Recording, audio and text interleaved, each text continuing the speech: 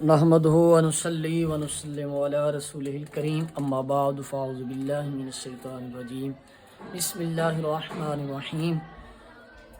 درس اصول فارسی درس نمبر 2 میں ہم انشاءاللہ تعالی قواعد کو اور اپنے سلسلے کو اصولوں کے سلسلے کو باقاعدہ شروع کریں گے۔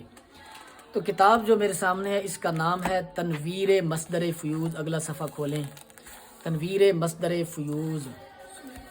اس لفظ کو سمجھ لیں، تنویر مصدر فیوض۔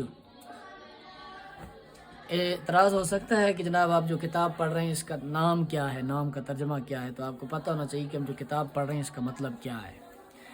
تنویر کا معنی ہے روشن کرنا، روشن کرنا، اور مصدر کا معنی ہے نکلنے کی جگہ، نکلنے کی جگہ۔ اور فیوض کا فیوض فیض کی جمع ہے، فیض کی جمع، فیوض فیض کی جمع ہے۔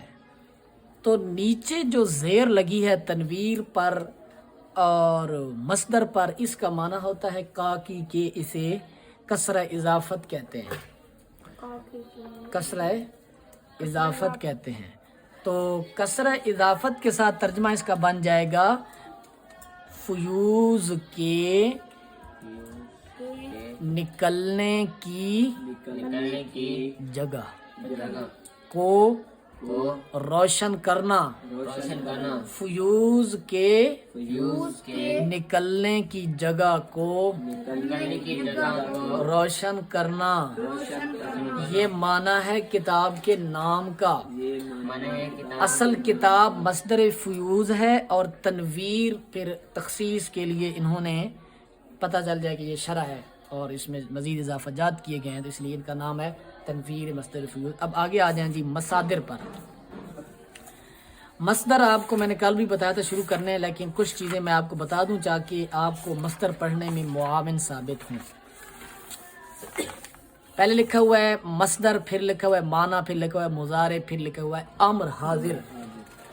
یہ امر حاضر واحد کا صیغہ لکھا ہوا ہے سارے مصادر میں۔ پہلے آپ مقدمہ پر آ جائیں، مقدمہ کے صفحہ نمبر آ جائیں جی، صفحہ نمبر 14 پر آ جائیں۔ مصدر سمجھ لیں کہ مصدر کیا ہوتا ہے۔ مصدر وہ، ویسے آپ نے مصدر کی کیا تعریف پڑھی ہے؟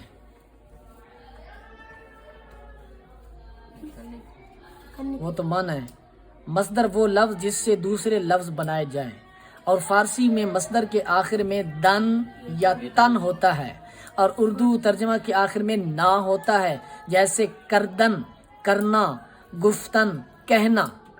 ٹھیک ہے، یہ مصدر کی تعریف ہے، سمجھ آ گئی ہے؟ نیچے ایک فائدہ بھی دیا گیا، یہ بھی سمجھ لیں کہ بھئی ہر جگہ جہاں دن اور تن آ جائے اس کو آپ نے مصدر نہیں کہہ دینا۔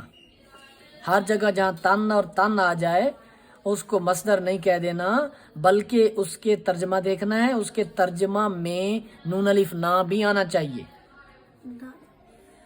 ہاں جی، نون الف نا بھی آنا چاہیے، اور اس سے آگے اس سے لفظ بھی بننے چاہیے، تب اس کو مصدر کہیں گے جی۔ سمجھ آ گئی؟ ایسا نہیں کہ آپ نے دن اور تن دیکھ کے آپ کہیں جی مصدر ہے، جیسے گردن، گردن کو مصدر ہے۔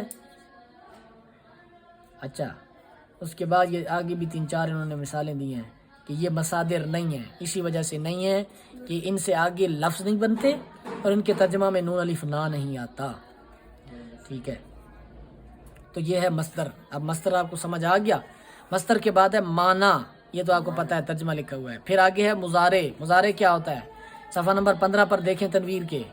فعل مضارع وہ فعل جس سے کسی کام کا زمانہ حال یعنی موجودہ زمانہ اور آنے والا زمانہ یعنی مستقبل استقبال میں واقع ہونا سمجھا جائے۔ واقع ہونا سمجھا جائے یعنی کرنا یا ہونا، واقع ہونا سمجھا جائے۔ ٹھیک ہے، زمانہ حال میں مضارع 2 چیزوں کو لازم ہوتا ہے، 2 زمانوں، مضارع میں 2 زمانے آ جاتے ہیں۔ کون کون سے جی؟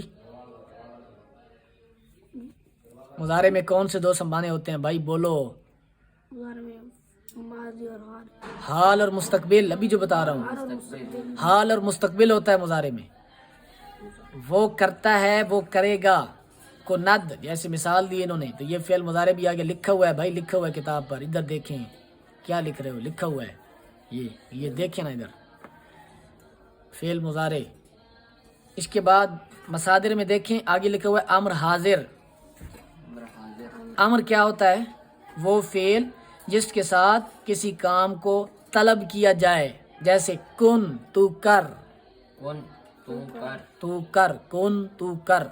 तो अब हमारे पास मसदर की देखें, मसदर भी आपको समझ आ गया, माना भी समझ आ गया, मुजारे भी समझ आ गया, अम्र हाजिर भी समझ आ गया। मुजारे बनाने का कोई कायदा कुलिया नहीं है, जी। ठीक है, बस आपने इसके सारे मुजारे याद करने हैं। हाँ ये है, इसकी अलामत एक आपको बता सकते हैं कि मुजारे का आखिर जो है, आखिर वो हमेशा दाल होता है और दाल साकिन होता है, हमेशा दाल होता है और दाल साकिन होता है, और उस दाल से पहले हमेशा ज़बर होता है। ये मुजारे की अलामत है, देख लें। आखद, आख्तद, अरायद, अरामद, अरोगद, आजमायद, आजारद, आजुरद, आसायद, आशामद, आशोबद वगैरह वगैरह, तमाम में ये दाल है, दाल साकिन है और उसके पीछे ज़बर है, ये मुजारे की अलामत है। आमर को जो है वो मुजारे से बनाना है इस तरह के आखिर में दाल हटा देनी है, और दाल हटाकर उसका पीछे वाला जो लफ्ज़ है उसको साकिन कर देना है, तो ये आमर बन जाए। ये सारी बातें समझ आ गई? कोई समझ नहीं आई तो पूछें, कल फिर मैं पूछूंगा, ठीक है। अब ये बातें जो मैंने बयान की हैं ये आपके हवाले हैं, ठीक है। इधर आप मुकद्दिमा पर आ जाए, मुकद्दिमा पर। मुकद्दिमा है भाई, इब्तदाई चीज़ें उन्होंने बयान की हैं, नाम बयान किए हैं, चीज़ों के तारीफ़ात बयान किए हैं। पहले तो इन्होंने मुकद्दिमा की तारीफ़ की है, फ़ारसी इस्तिलाहात के बयान में ये मुकद्दिमा है। और मुकद्दिमा जो है, मुकद्दिमा किसे कहते हैं? मुकद्दिमा, नीचे देखो यार, ऊपर क्या देख रहे हो? आपके पास दूसरी तनवीर नहीं है? वो मुख्तसर इबारत जो किताब के शुरू में इसलिए लाई जाए ताकि किताब समझने में आसानी हो।